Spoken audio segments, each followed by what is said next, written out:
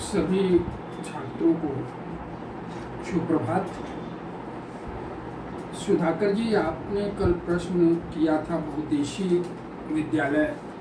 विद्यालयों के बारे में, मल्टीपर्पज स्कूल।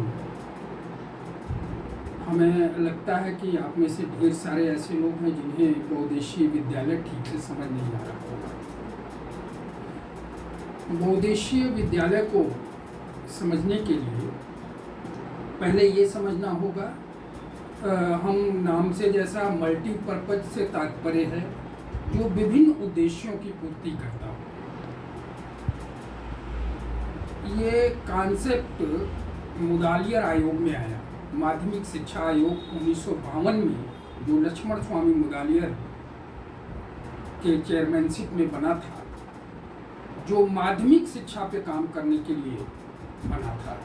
ये माना जा रहा था कि भारत को स्वतंत्र होने के बाद भी माध्यमिक शिक्षा एक कमजोर कड़ी है।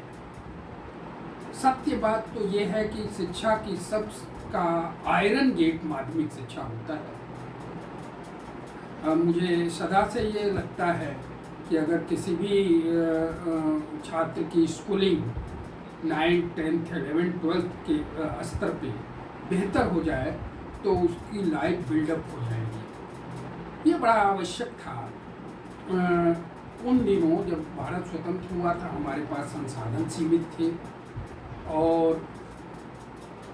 साइकोलॉजिकली ये कहा भी जाता था, बराबर कहा जा रहा था, पूरे विश्व में इस पर काम हो रहा था कि हम छात्रों की रुचियों को ध्यान देके ये तय करें कि वो किस दिशा में अध्ययन करना चाहता है, किस दिशा में स्किल होना चाहता है।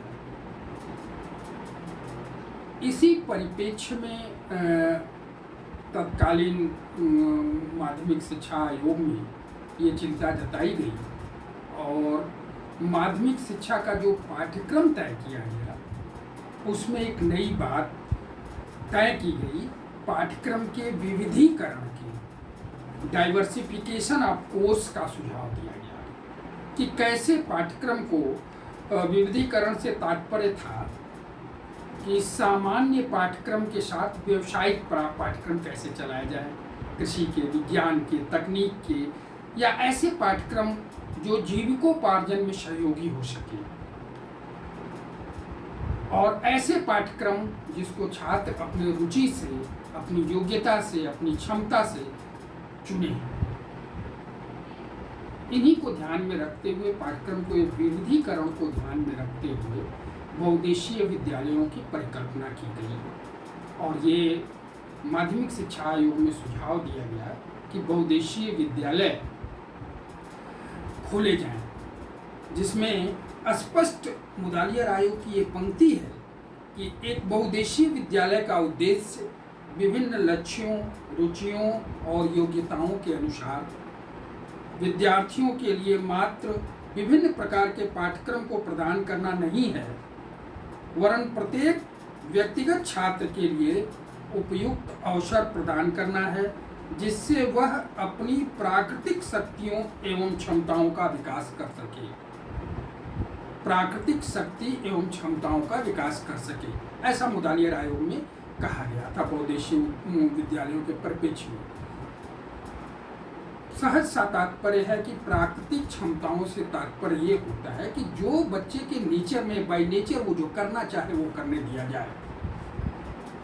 आप सोचें, आज भी हम इस तरह के कार्य में बहुत पीछे हैं, यद्यपि ये मेरी चिंता स्वतंत्र प्राप्ति के तुरंत बाद से होने लगी थी और हमने ऐसे विद्यालयों की स्थापना का मन बना लिया था। बहुउद्देशीय विद्यालय विभिन्न पाठ्यक्रमों को लेकर जो बनाए गए, वो माध्यमिक शिक्षा आयोग में जो शैक्षिक संरचना थी उसमें क्लास 9th, 10th और 11th, ये तीन, आपको मालूम है कि माध्यमिक शिक्षा आयोग में 12th को पूर्व विश्वविद्यालय पाठ्यक्रम में ले लिया जाता था। तो कक्षा 9, 10 और 11 इसमें दो तरह के पाठ्यक्रम चलाने की बात कही गई। एक सामान्य पाठ्यक्रम जिससे आप विश्वविद्यालय शिक्षा की तरफ गमन करें, और एक दूसरा उच्चतर माध्यमिक पाठ्यक्रम और या बहुउद्देशीय विद्यालय, उच्चतर माध्यमिक पाठ्यक्रम तकनीकी का या बहुउद्देशीय विद्यालय। तो यह इसी क्लास में 9th से 11th के कालावधि में बहुउद्देशीय विद्यालयों की परिकल्पना की गई। बहुउद्देशीय विद्यालयों के संप्रत्यय से सीधा आशय है जहां विभिन्न उद्देश्यों को लेकर छात्रों के मंतव्य को जानते हुए, छात्रों की रुचि और क्षमताओं को जानते हुए पठन पाठन के लिए इस प्रकार अग्रसर हुआ जाए जिससे तत्कालीन आवश्यकता, आपको ये संज्ञान होना चाहिए कि उन दिनों भारत में गरीबी चरम पर थी। हमारे पास ऐसे शिक्षा की बहुत ज़रूरत थी जो रोजगार परक हो। रोजगार परक शिक्षा में जो आज के दिनों स्किल इंडिया की बात की जाती है, ये स्किल इंडिया की पहली नींव बहुउद्देशीय विद्यालयों के साथ रख दी गई थी और इस तरह से बहुउद्देशीय विद्यालयों की संकल्पना हो जाती है। बहुउद्देशीय विद्यालयों में सामान्य पाठ्यक्रम जो उन दिनों चलता था, उन पाठ्यक्रमों के साथ अलग अलग पाठ्यक्रम चलाने की व्यवस्था की गई। जैसे कुछ कोर सब्जेक्ट होते थे, कुछ ऑप्शनल सब्जेक्ट्स होते थे। तो कोर सब्जेक्ट्स में इस स्तर पर हिंदी, अंग्रेजी, समाज विज्ञान, गणित और इसके अलावा विभिन्न क्राफ्ट के पाठ्यक्रम होते थे। कताई एवं बुनाई, काष्ठ कर्म, धातु कर्म, बागवानी, सूची कर्म, मुद्रण कर्म, कर्मशाला प्रयोग, सिलाई, एम्ब्रॉयडरी और मॉडलिंग, इनमें से कोई एक लेना होता था। इन क्राफ्ट के जितने भी कार्यक्रमों का मैंने नाम लिया, इनमें से कोई एक लेना होता था। इसके अलावा ऑप्शनल सब्जेक्ट होता था। ऑप्शनल सब्जेक्ट में जैसे मानव विज्ञान, ह्यूमनिस्टिक, ये बहुउद्देशीय विद्यालय के विद्यार्थी उनको लेते थे। फिर विज्ञान, फिर तकनीकी, इन सभी का अलग अलग ग्रुप था जिसमें 3 विषय लेना होता था एक ग्रुप से। जैसे मानव विज्ञान में एक शास्त्रीय भाषा, इतिहास, भूगोल, अर्थशास्त्र, नागरिक शास्त्र, मनोविज्ञान, तर्कशास्त्र, गणित, संगीत, गृह विज्ञान, इनमें से कोई 3। विज्ञान के समूह में भौतिक शास्त्र, रसायन शास्त्र, जीव शास्त्र, भूगोल, गणित, शरीर विज्ञान, स्वास्थ्य विज्ञान में से कोई 3। प्राविधिक या तकनीकी में व्यवहारिक गणित, अप्लाइड मैथमेटिक्स, रेखिकी, औद्योगिकी, ज्योमेट्रिकल ड्राइंग, व्यवहारिक विज्ञान और elements of mechanical engineering, electrical engineering, ये इनमें से कोई 3 लेना होता था। फिर एक चौथा समूह था कॉमर्शियल, वाणिज्यिक। इसमें वाणिज्यिक प्रयोग, कॉमर्शियल प्रैक्टिस, बही खाता, बुक कीपिंग, वाणिज्य, भूगोल या अर्थशास्त्र, नागरिक शास्त्र के तत्व और आशुलिपि और टंकन, shorthand and typewriting, इनमें से भी कोई 3 लेना होता था। एक 5वां समूह कृषि का होता था। सामान्य कृषि, पशुपालन, हॉर्टिकल्चर, बागवानी और कृषि रसायन तथा वनस्पति विज्ञान, ये 5वें समूह में से भी कोई 3 लेना होता था।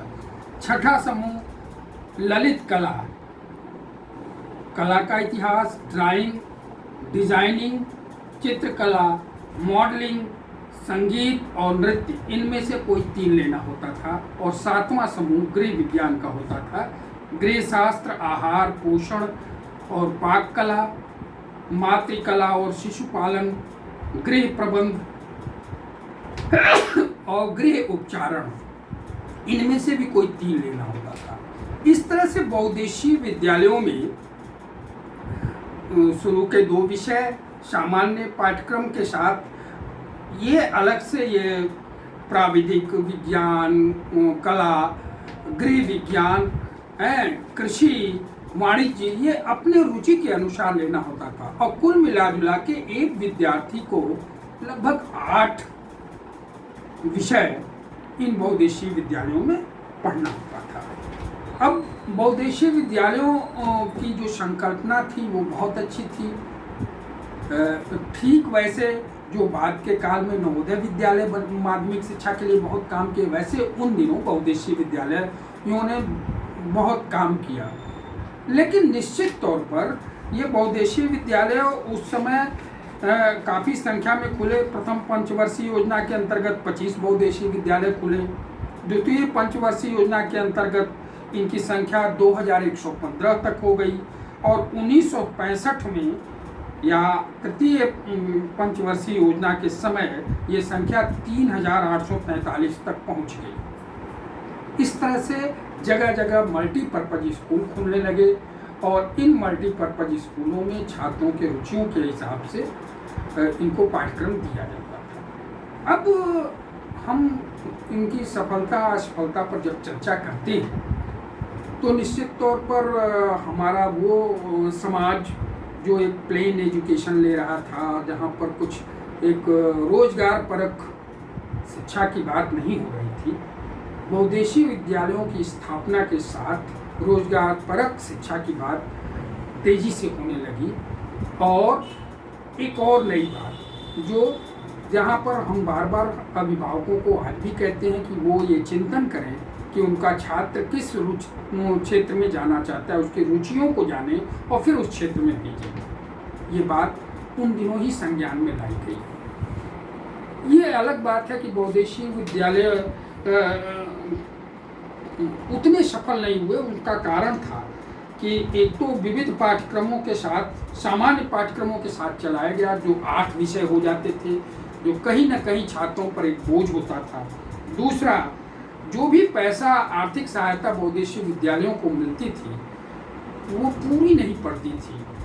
और तीसरा, पैसे के कमी के कारण प्रयोगशाला, कार्यशाला या अन्य सामग्रियों की उचित व्यवस्था नहीं हो पाती थी। चौथा, इन व्यावसायिक पाठ्यक्रमों में दक्ष और प्रशिक्षित शिक्षकों का अकाल था। इस तरह से विद्यालय तो बढ़िया खोले गए, बढ़िया मन स्थिति के साथ खोले गए, लेकिन ये विद्यालय उस पूर्ति को ठीक प्रकार से व्यवस्था न होने के कारण नहीं कर पाए। लेकिन यहाँ से वो रास्ता तय किया गया जहाँ पर छात्र के रुचि का ध्यान दिया जाना और रोजगार परक शिक्षा को देखा जाना अनिवार्य हुआ।